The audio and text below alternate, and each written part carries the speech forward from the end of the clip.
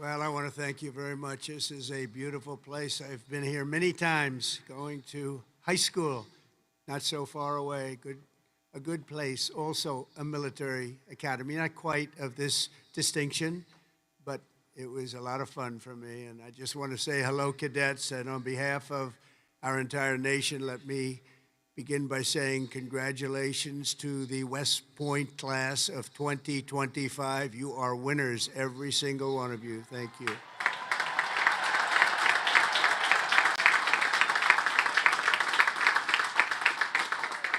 And now we want you to relax, and I'm supposed to say at ease, but you're already at ease. You're at ease because you made a great choice in what you're doing. Your choices in life have been really amazing.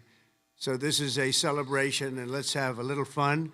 I want to thank your highly respected superintendent, General Stephen Gillen, and he is really something. I got to know him backstage with his beautiful family, and his reputation, his wife is just incredible. His reputation is unbelievable, and thank you very much. And your daughter is a winner also, just like everybody out there, a real winner. Thank you. Thank you.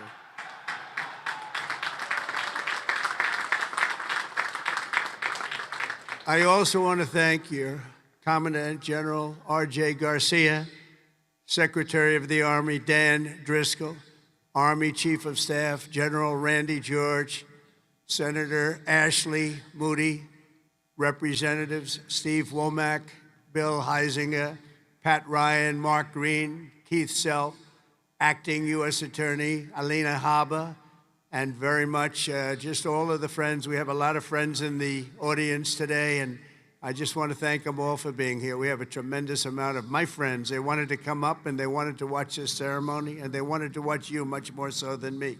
So I just want to thank so many people are here.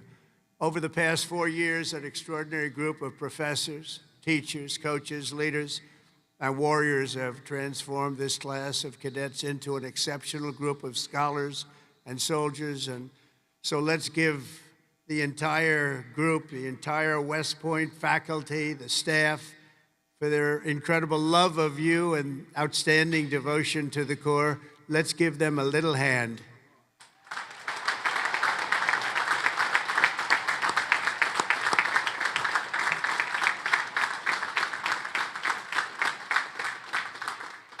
And importantly, we can't forget all of those people beaming with pride. Look at them in the audience. Oh, they're so proud. They're in the stands. So thank your parents, your grandparents, and family members who made this all possible for you. Thank you.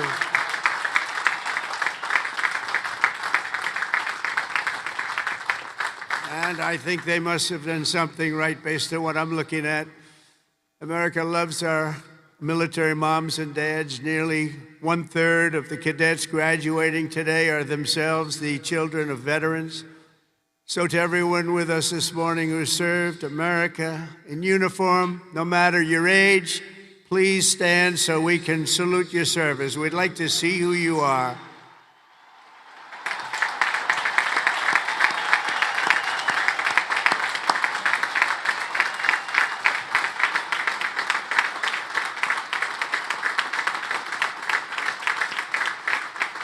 Congratulations. Great job. Every cadet on the field before me should savor this morning, because this is a day that you will never, ever forget. In a few moments, you'll become graduates of the most elite and storied military academy in human history, and you will become officers in the greatest and most powerful army the world has ever known. And I know because I rebuilt that army, and I rebuilt the military.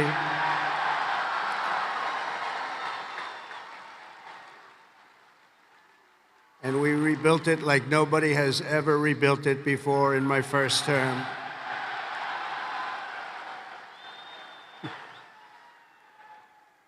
Your experience here at West Point has been anything but easy.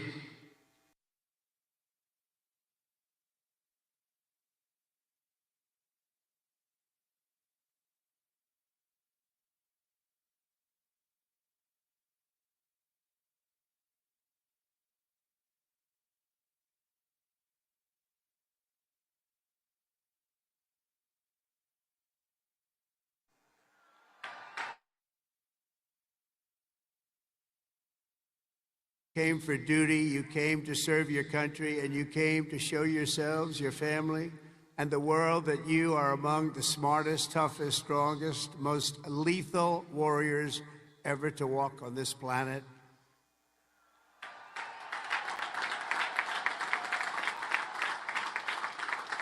Looking out at all of you today, I can proudly say, mission accomplished. Great job.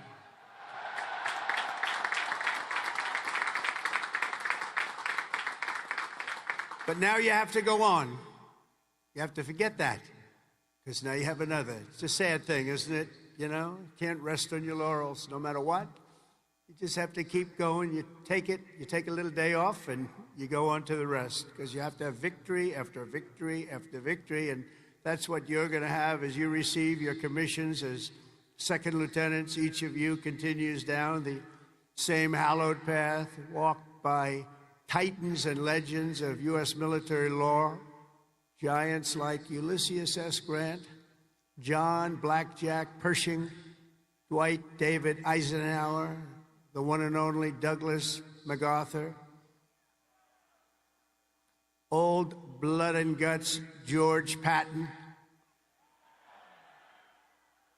and Norman Schwarzkopf. All great. So many more. They and countless other patriots before you have walked out of these halls and straight into history, and today you officially join those immortal heroes in a proud ranks of the long gray line. You know that term, so beautiful, the long gray line. Among the 1,000 cadets graduating today, 26 of you wear the prestigious star wreath signifying the highest level of academic achievement. Please stand up. 26. Let's see if somebody stands who shouldn't be standing.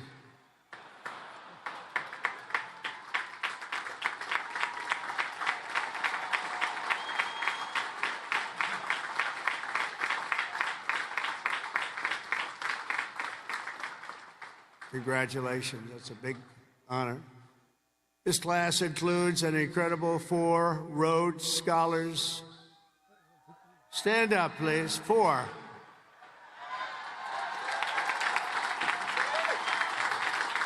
Wow. That's tied for the most of any West Point class since 1959. That's great. 4. Congratulations. Boy, oh boy, oh boy. I want to bring them right to the Oval Office. I don't want to have them go too far away from me. 8 cadets here today took on the challenge of designing their own hypersonic rocket. Oh, we can use you. We're building them right now. You know, we had ours stolen. We are the designer of it. We had it stolen during the Obama administration. They stole it. You know who stole it? The Russians stole it. Something bad happened. But we're the designer of it, and we're now building them, and lots of them.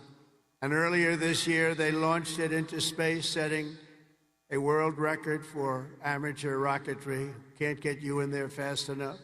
This class excelled not only mentally, but also physically. Last January, when more than 1,000 cadets volunteered for an 18.5-mile march on a freezing winter night, Cadet Chris Verdugo completed the task in 2 hours and 30 minutes flat, smashing the international record for the competition by 13 minutes. Where is he? Where is he? Come up here. Come up here, Chris. Get up here, Chris. Wow. Come here. That's by 13 minutes. Come here, Chris. I want to see this guy.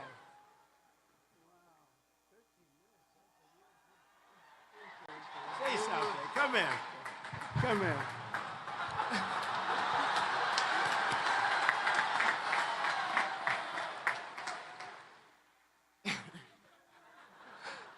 It's been a long 5 years, but I couldn't have done it with any of these guys. Love you guys all. Thank you. Wow.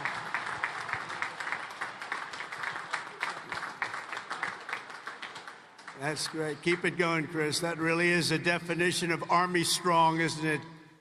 International. International. This class includes 513 graduates who completed Air Assault School, 70 who completed Airborne School, 8 who made it through the ultra-elite Army Diver School, among the most difficult and grueling programs anywhere on Earth. That includes the first 2 women in West Point history to complete diver school, cadets Megan Cooper and Clara Sabu. Where are you? Stand up.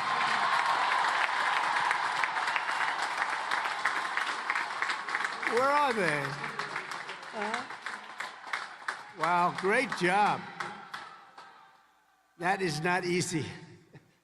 Congratulations, Megan, Clara. That's a job well done. Fantastic. Thank you very much.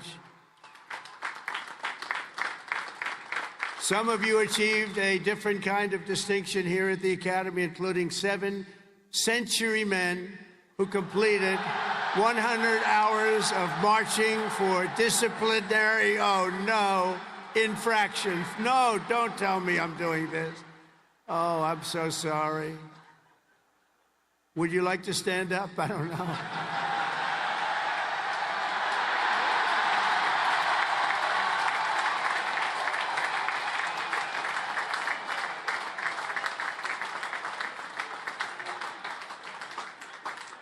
I think I saw Chris standing up. Chris, what's going on here?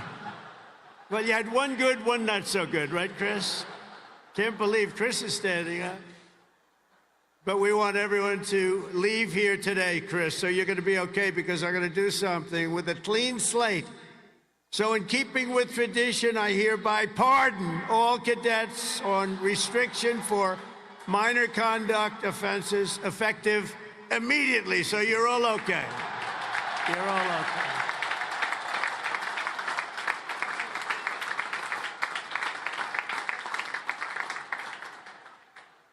The class of 2025 has a lot to be proud of, including your first-rate athletes and athletics. You are something.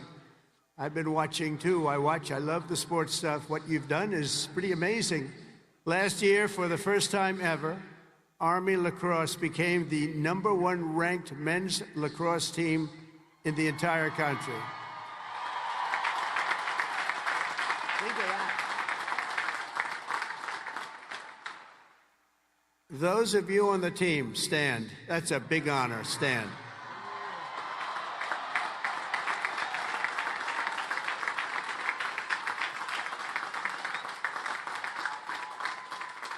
Great. That's a tough sport, too. That's #1 in the country. Your sophomore year, Army football beat Navy 2017. And the next year, you did it again, beating Navy 17-11 and dominating Air Force 23-3. But this year, the Black Knights fought your way into the top 20 nationally and racked up your longest winning streak since 1949 with the help of graduating quarterback cadet Bryson Daly, or as you call him, Captain America. Captain America. Stand up, Bryson. Where's Bryson?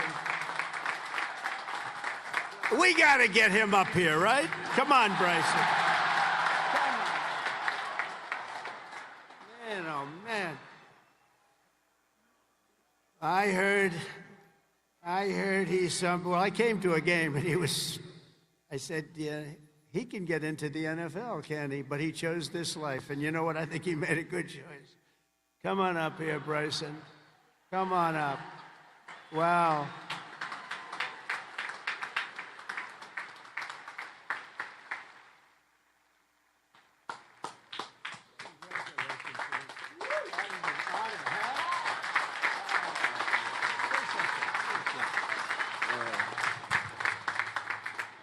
Go Army football. Shout out the Hogs, age 4.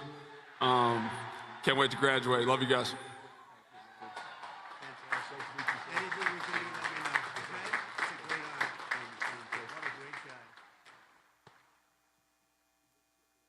Well, I just tapped his shoulder. It's like I hit a piece of steel. Guy's in good shape. There's a reason, you know, there's always a reason for success. Thank you, Bryson. At a time when other top college quarterbacks were thinking about going pro, Bryson's mind was on something else. As he told an interviewer earlier this year, I'm focused on my career as an infantry officer. That's what he wants to do. So, Bryson, you did the right thing, and that's service at its finest. Thanks, Bryson. That's amazing. He's an amazing guy with an amazing team. Each of you on the field today is among the most talented members of your generation. You could have done anything you wanted. You could have gone anywhere. You could have gone to any school. This is one of the hardest schools to get into. And writing your own ticket to top jobs on Wall Street or Silicon Valley wouldn't be bad, but I think what you're doing is better. Instead of sports teams and spreadsheets and software, you chose a life of service, very important service, instead of stock options. And I do that stuff. It's sort of boring. Honestly, compared to what you're doing, it's real boring. You chose honor and you chose sacrifice. And instead of business suits and dress shoes, you chose muddy boots and fatigues, keeping yourself in shape. Because West Point cadets don't just have the brightest minds, you also have the bravest hearts and the noblest souls. You're amazing people. I could not be more proud to serve you as your commander-in-chief, and our country is doing well. We've turned it around very quickly. We've turned it around.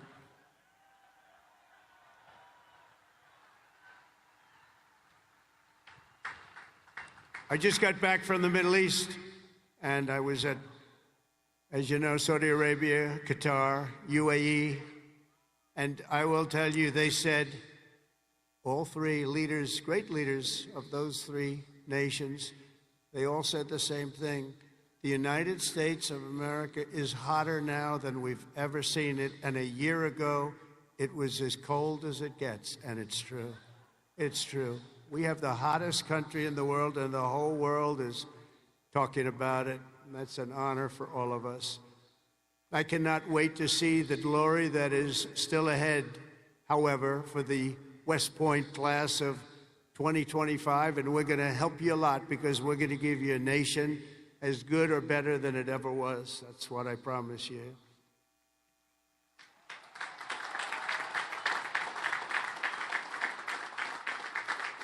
All the victories that you've had together on these grounds will soon pale in comparison to the momentous deeds that you'll perform on the mission you're accepting today. And as a future leader of America's Army, and we have that Army geared up, we have ordered, you know, we just went $1 trillion military budget, General. Do you know that? $1 trillion.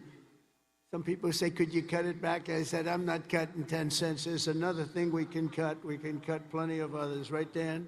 We can cut plenty of other things. And you have a good man in Dan, too, General. I think you're going to find that. It's a very different warfare out there today. Now they've introduced a thing called drone. A drone is a little bit different. It makes you have to go back and learn a whole new form of warfare, and you're going to do it better than anybody else. There won't be anybody close. Generation after generation, the men and women of the Army have done whatever it takes to defend our flag, pouring out their blood onto the fields of battle all over the world. And all over the world, you're respected like nobody is respected. Our soldiers have sprinted through storms of bullets, clouds of shrapnel, slogged through miles of dirt and oceans of sand, scaled towering cliffs of jagged rock. And time again, the American soldier has charged into the fires of hell and sent the devil racing in full retreat.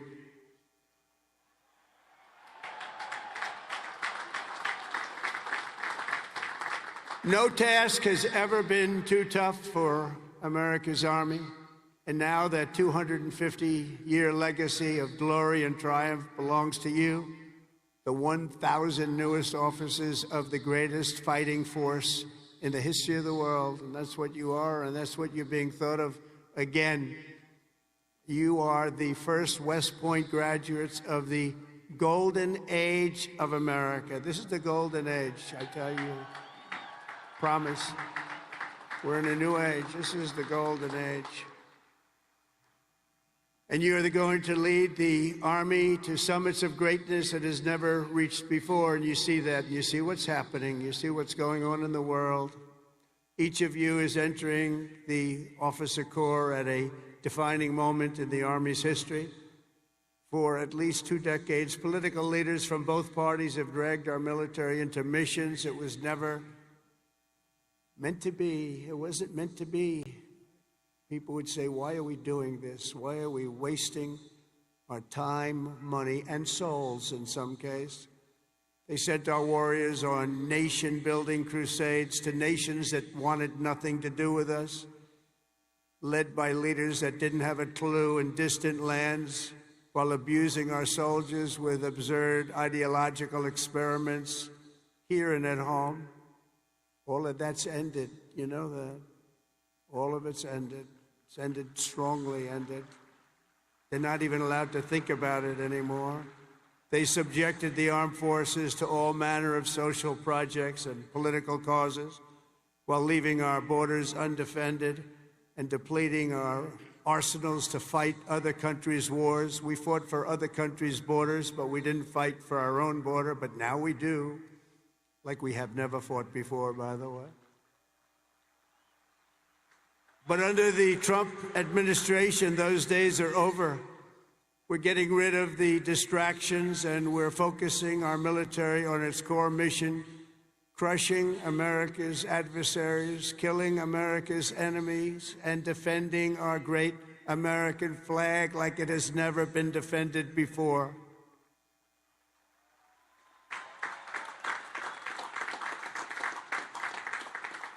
The job of the U.S. Armed Forces is not to host drag shows, to transform foreign cultures, but to spread democracy to everybody around the world at the point of a gun. The military's job is to dominate any foe and annihilate any threat to America, anywhere, anytime, and any place.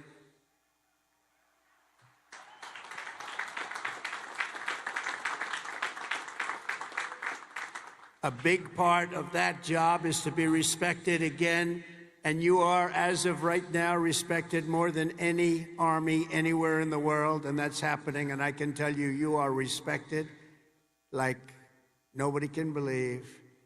As president, I am laser-focused on our core national interests. My preference will always be to make peace and to seek partnership, even with countries where our differences may be profound. As you know, we're working on a lot of things right now. When I left office 4 years ago, we had no wars, we had no problems, we had nothing but success. We had the most incredible economy, the greatest, single greatest economy for a president in history. I think we're going to beat it this time by a lot, if you want to know the truth. But we had something going on very special. But if the United States or its allies are ever threatened or attacked, the Army will obliterate our opponents with overwhelming strength and devastating force. That's why my administration has begun a colossal buildup of the United States Armed Forces, a buildup like we've never had before. Peace through strength. You know the term. I've used it a lot.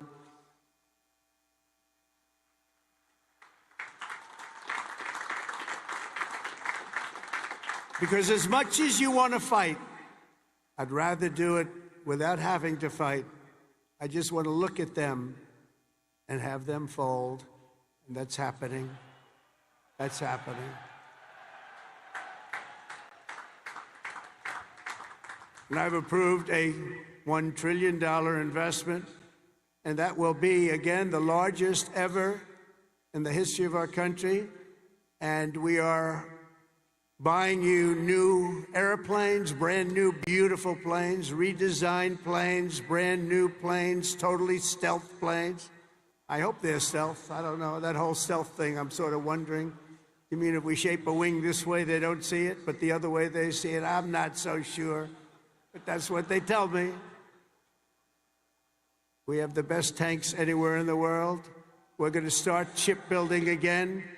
We're going to start ship. We used to build a ship a day.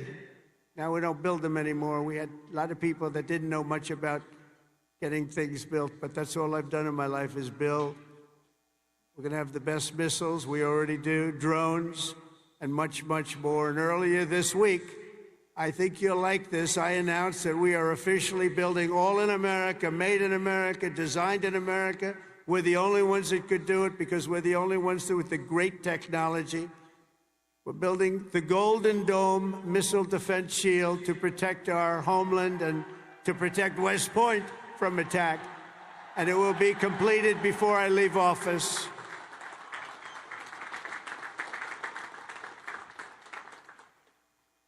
And you know, you wouldn't think this, but our enemies are very unhappy about it. You've been hearing, you've been reading. Why are they doing that? Why? Well, we're doing it because we want to be around for a long time. That's why we're doing it. We're also restoring the fundamental principle that a central purpose of our military is to protect our own borders from invasion. Our country was invaded for the last 4 years, and they've allowed people to come into our country that shouldn't be here. Criminals walk in, no vetting, no check-in, no nothing. Where are they coming from? And they were taking people out of prisons, they were taking gang members, they were taking the mentally insane and allowing them to come in, and we're getting them out of our country. We have no choice. We're getting them out and bringing them back where they came from. Have no choice. And it's not easy. It's not easy.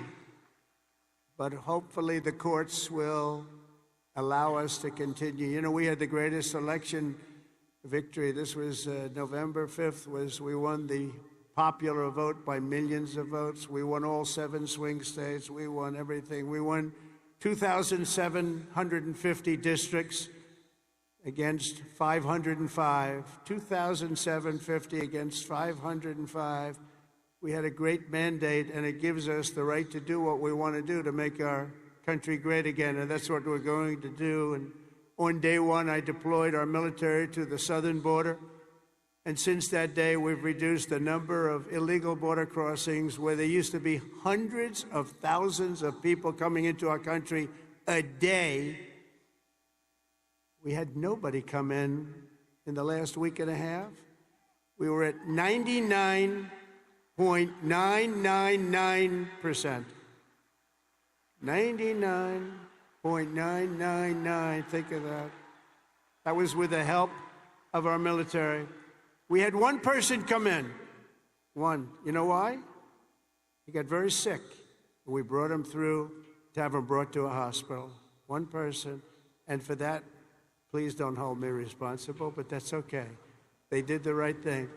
Gone are the days where defending every nation but our own was the primary thought. We are putting America first. We have to put America first. We have to rebuild and defend our nation. And very shortly, you're going to see a nation better than it's ever been. And you see that with the trade. For years, we've been ripped off by every nation in the world on trade. We've been ripped off at the NATO level. We've been ripped off like no country has ever been ripped off, but they don't rip us off anymore. They're not going to rip us off anymore. And you're seeing it. You have to watch what we're doing on trade. I know it's not your primary thing, but it's quite important in all fairness. But watch. You'll see what's going on. You've been reading about it over the last few days. We're making deals with other nations that were nobody thought it would be even possible. And the reason is very simple. They respect us again. They're respecting our country again. That's what you want. And everything we do, we are bringing common sense back to America. It's all about common sense. We can say we're liberal, we're conservative. The new word is progressive. They don't like using the word liberal anymore. That's why I call them liberal. But whatever you are, you know, most importantly, you have to have common sense, because most of it's about common sense when you get right down to it. And we have a lot of people with a lot of very smart people, but they have to have common sense. And we've liberated our troops from divisive and demeaning political trainings. There will be no more critical race theory or transgender for everybody forced onto our brave men and women in uniform or on anybody else for that matter in this country. And we will not have men playing in women's sports, if that's okay.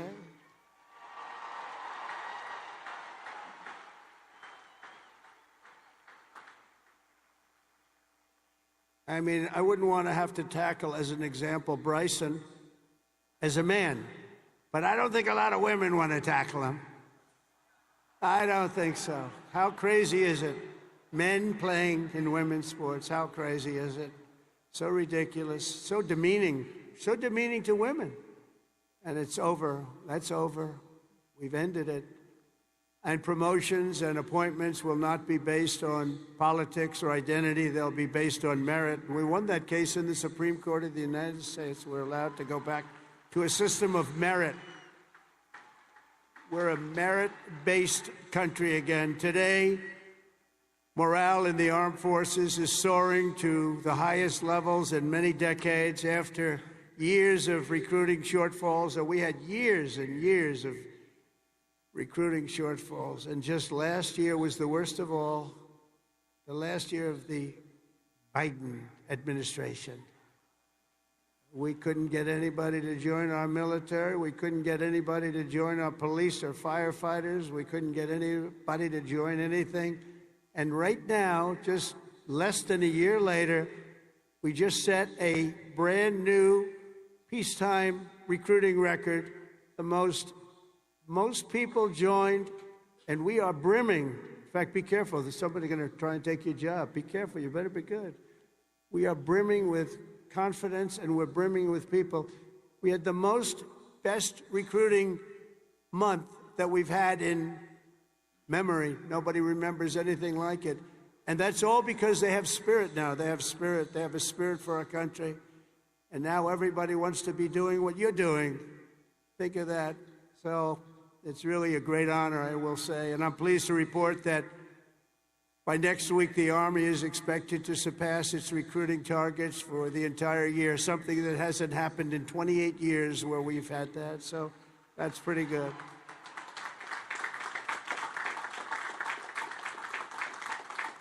And it's nice to know that you're doing something that everybody wants to do, isn't it? Really nice. I hated to hear that. During the campaign, I was hearing that you couldn't get people to enlist, but now we're getting people, and it's sad because we're telling so many people, I'm sorry, we can't do it. My administration is doing everything possible to forge the most powerful military ever built. But ultimately, the task of keeping America strong and safe in the years ahead is going to belong to you. Among you are the lieutenants, majors, colonels, and generals who lead the Army for the next 10, 20, 30, and even 40 years. So as Commander-in-Chief, let me offer a few words of advice as you begin your Army careers. And I thought I'd do this, and I can make this to a civilian audience or to a military audience. It's pretty much the same. And I did this recently at Ohio State, and they really liked it. I gave them a little advice as to what I see for what you want to do and some tips. And first of all, and you've already done it, different from civilians, they're making their decision right now. You've already made your decision. I love your decision.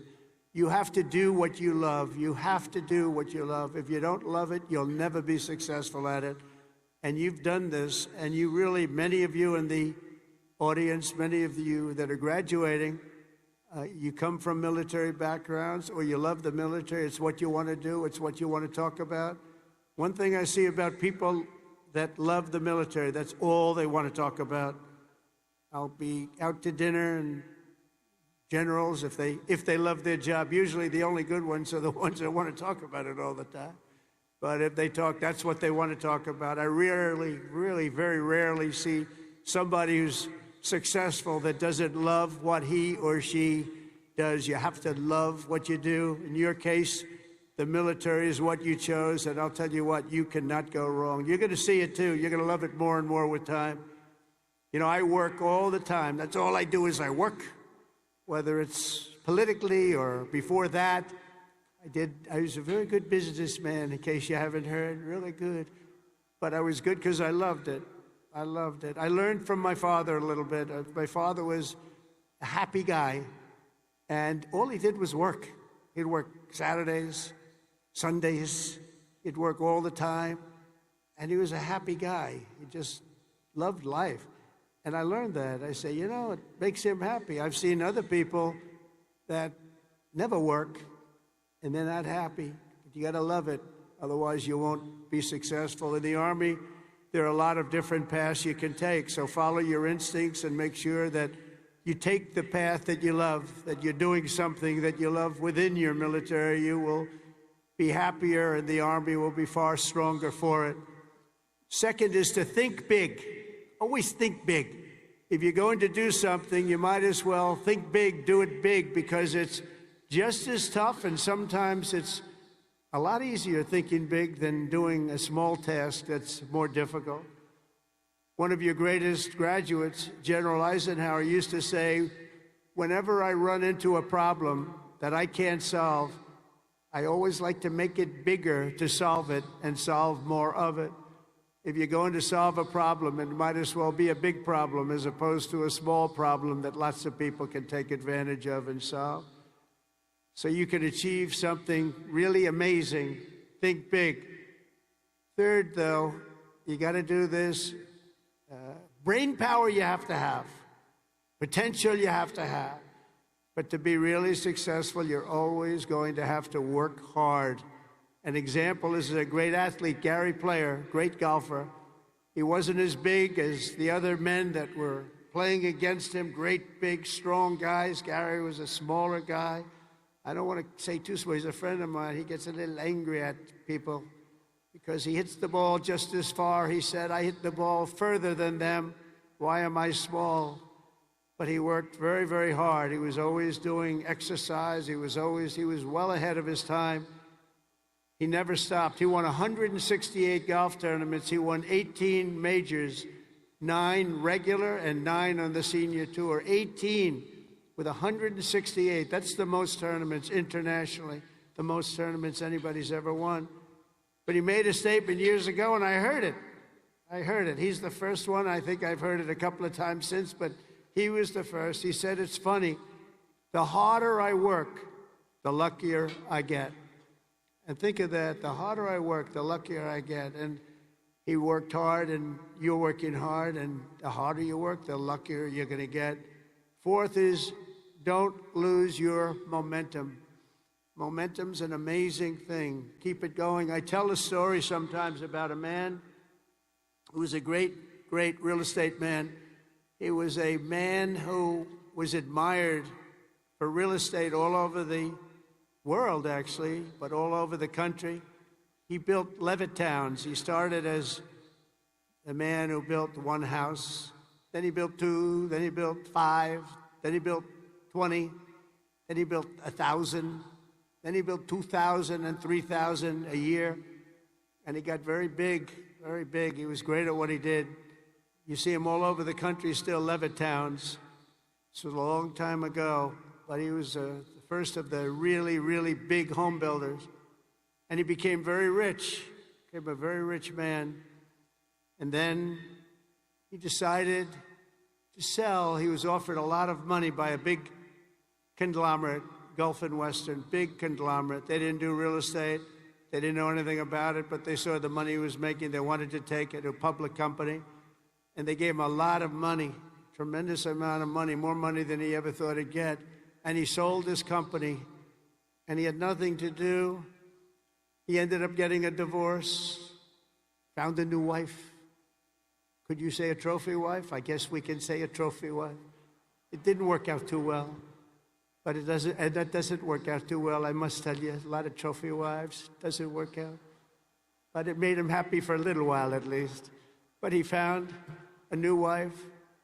He sold his little boat and he got a big yacht. He had one of the biggest yachts anywhere in the world. He moved for a time to Monte Carlo and he led the good life. And time went by and he got bored.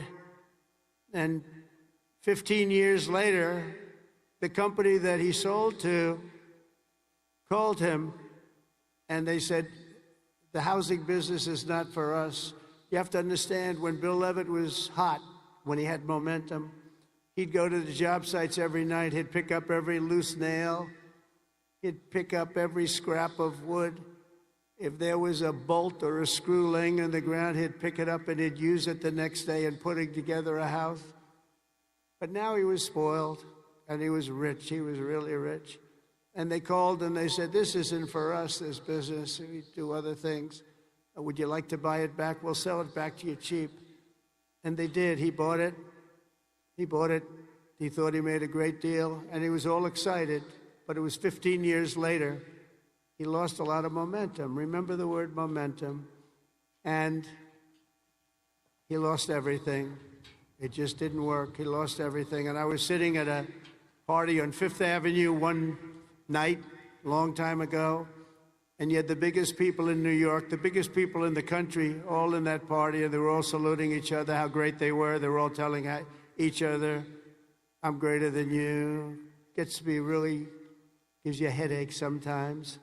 But they had all these people that are telling their own stories about how fantastic. A cocktail party, and I looked over, and I was doing well. I was invited to the party, so I had to be doing well. I was very, very young. But I made a name in real estate, and I looked over, and at the party, sitting in a corner all by himself, nobody was talking to him, was Mr. Levitt. He had just gone bankrupt, lost everything. He had lost everything, his home, everything. And I went over and talked to him because he was in the real estate business, and I loved real estate. And I said, hello, Mr. Levitt, how are you? He said, hello, Donald, it's nice to meet you. He knew me from being in the business. I said, so how's it going? He goes, not well. It's really not going well, as you've probably read. It's been a very, very tough period for me, son. I said, so what happened? It's just anything you can do? He goes, no, there's not a thing I can do. He said, I'll never forget. He said, I've lost my momentum. I just didn't have it. I used to have it, but I lost my momentum. So it's a story I tell, and you have to know when you have the momentum, but sometimes you have to also know when you've lost the momentum. And leaving a field sometimes, leaving what you're doing sometimes is okay. But you got to have momentum, but you have to know if that momentum's gone. You have to know when to say it's time to get out. And it's a very sad story. I remember that story so well, like it was yesterday. Fifth, you have to have the courage to take risks and to do things differently. Eisenhower, again, was threatened with court-martials as a young officer for advocating a new doctrine of tank warfare. Billy Mitchell was thrown out of the Army for pioneering the use of air power. They said, what do you mean air power? Don't be ridiculous. People willing to try and do things differently. It's never going to be easy for them, but they're the ones that are going to really do the important things. They're the ones who are going to make history. So don't be ashamed and don't be afraid. This is a time of incredible change, and we do not need an officer corps of careerists and yes men and people that want to keep it going the way it's been, because it changes rapidly, especially what you're doing. Because believe it or not, you're in a business and profession where things change as rapidly like warfare, the type of warfare. Unfortunately, we're getting to see it with Russia and Ukraine, and we're studying it, and it's a very terrible thing to study. But we're seeing the different forms of warfare. We're seeing the drones that are coming down at angles and with speed and with precision. We've never seen anything like it. We've never seen anything like it, and we're learning from it. But your profession changes very rapidly. You've got to be at the top of it. You've got to be right at the head of the needle. We need patriots with guts and vision and backbone who take personal risks to ensure that America wins every single time. We want to win our battles. You know, I defeated ISIS in 3 weeks. They told me it would take 5 years. And the general that did it, you know that story, was named Raisin Cane. His name is Dan Cane, but his nickname was Raisin Cane. I said, your name is Raisin Cane. I love that. Is that a nickname? That's what they call me, sir. I love you, General. I think you're the guy I'm looking for. I want to know a guy named Raisin Kane, and he is now the head of the Joint Chiefs of Staff, and he's a highly respected man. And we defeated, think of it, ISIS. They said, how long in Washington? Sir, it will take 4 years to defeat them, maybe 5. And maybe we won't because they're all over the place. And then I met a man that said we can do it in 3 weeks, and he did it, 3 weeks. And that's why he's the head of the Joint Chiefs of Staff right now.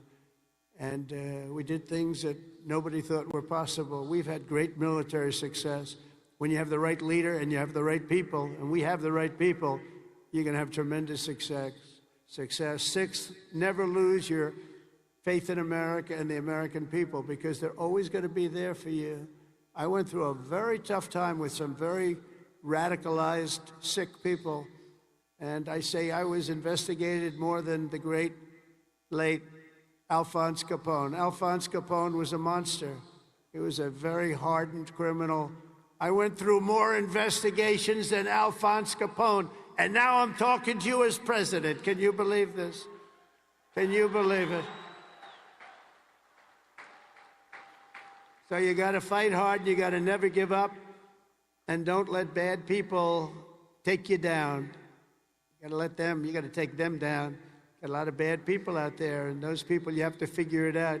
But you also have a lot of great people. Finally, hold on to your culture and your traditions, because that's what makes something really great, and that's what's made the Army great, the culture and the tradition. Whether we're talking about a battalion, a business, a sports team, or even a nation, history has shown that in many ways, culture is destiny. So do not let anyone destroy the culture of winning. You have to win. Winning is a beautiful thing. Losing, not for us. It's not for us. Not for anybody here. If it was, you wouldn't be here. From the earliest days of our nation, this supreme tradition of American military service has been passed down from soldier to soldier and generation to generation, and it's a beautiful thing to watch. Graduating today is Cadet Ricky McMahon, Ricky's great-grandfather. Stand up wherever you are, Ricky, because you're going to like this. Ricky's great-grandfather served in World War I. His grandfather served in World War II. And his uncle, father, and mother all graduated from West Point. Where is Ricky?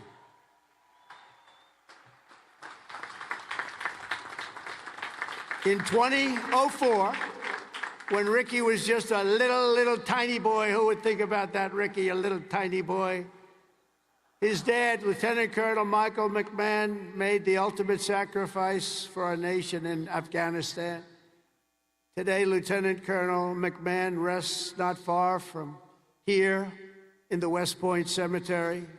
Last year, 2 decades after losing his father, Ricky placed a gold chip from his dad's 1985 class ring into a crucible. Along 87 other rings were with it, of past West Point grads that were melted down to forge those now worn by the class of 2025. Do you all know that? Do you know that? What you're wearing? I want one. Ricky, I want one. Each of you will carry Michael's memory with you always as you continue the legacy he gave you. It gave you something that would be so proud. He would be so proud. He is proud as he looks down.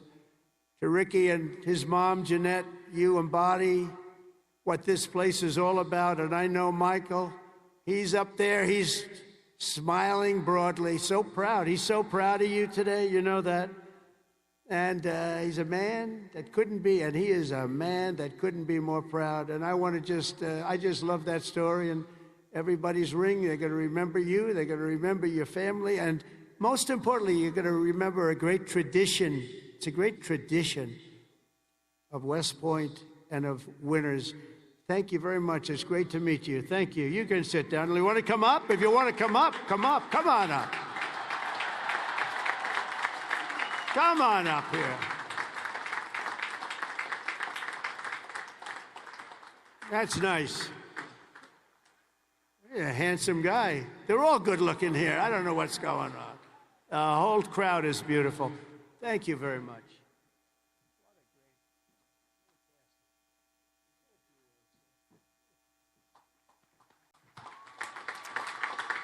I'd like to thank my mother, I'd like to thank my family, and I'd like to thank G3, Go Gophers.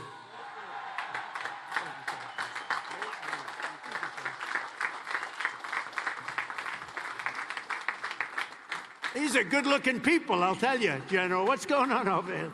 Look like all a bunch of male models. I can't stand it.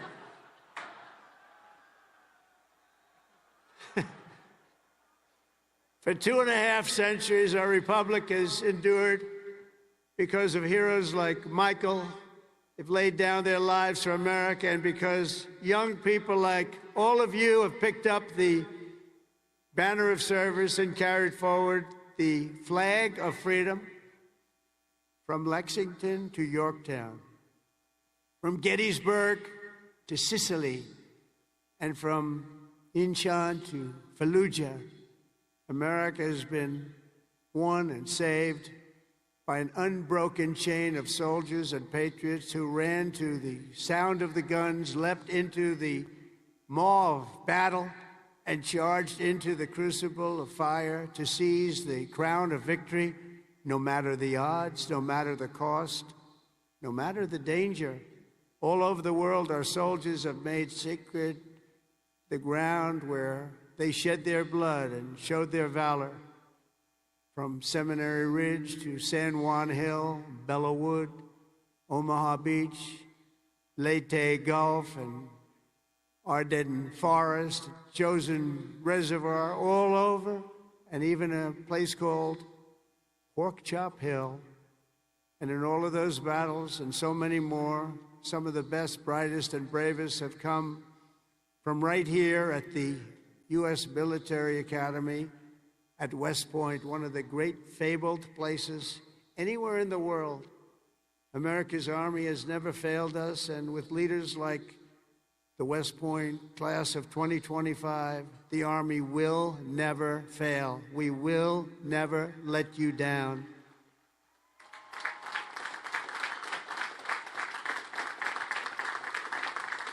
And over the last week, I had the honor of speaking to the heads of many countries, and they would say, 2 weeks ago, they say the 8th, they said, "Sir, we're celebrating the victory today of World War II." And I said, "Wow, that's nice." Then I'd call another one, unrelated. "Sir, we're celebrating the victory of World War II." Then I called up President of France on something also unrelated. He said, "Sir, we're celebrating our victory over World War II." I said, "Whoa, whoa, what have we here?" We helped them a lot. And I had this. Russia, I talked to Putin about ending that terrible war that's going on, and he said they're having a big victory march. And they did lose, in all fairness, 51 million people. But they were all celebrating. The only country that wasn't celebrating was the United States of America. And I said, "Isn't it amazing? We were the ones that won the war, and we were helped. We were helped. In some cases, we had to help them. But we were helped by some of the nations, and we were strongly helped by a couple of them. But every one of them was celebrated. They had Victory Day. They called it Victory Day in Europe, Victory Day all over. And we weren't even thought about. Nobody had a Victory Day. And so I named that special day and another special day from now on as a holiday, but a holiday where we work. Because we don't have enough days. We're going to be having so many holidays, we're not going to be able to work anymore. But I named it for World War II, and a separate day in November, as you know, for World War I. I said, you know, all of these countries that participated in the war are celebrating, but the greatest country of them all, and the country that won the war, nobody even talked about, And so we're going to be talking about it, too, from now on. And I think you'll appreciate it. We won the First World War. We won the Second World War. And you know where we won them from? Right here at West Point. West Point won the war. You won 2 world wars and plenty of other things. But think of it. We don't want to have a 3rd World War. But we won the First World War. We won the Second World War right here from West Point. And that's something. And we're going to be talking about it. You know, they can talk about it. And in some cases, as you know, they didn't do too much to help. They were ground down, but they were celebrating victory. No, we're going to celebrate victory because we're the ones that won that war. Standing before you today, I know that you will never stop. You will never quit. You will never yield. You will never tire. You will never, ever, ever surrender, never give up. Remember that, never give up. That's another little factor I could have added. Never, ever give up. Raise your right hand. I pledge I will never, ever give up. You can never give up. You can never give up. If you do, you're not going to be successful because you'll go through things that will be bad. You're going to have great moments. You're going to have bad moments. You can never give up. Through every challenge and every battle, you'll stand strong, you'll work hard, you'll stay tough, and you will fight, fight, fight, and win, win, win.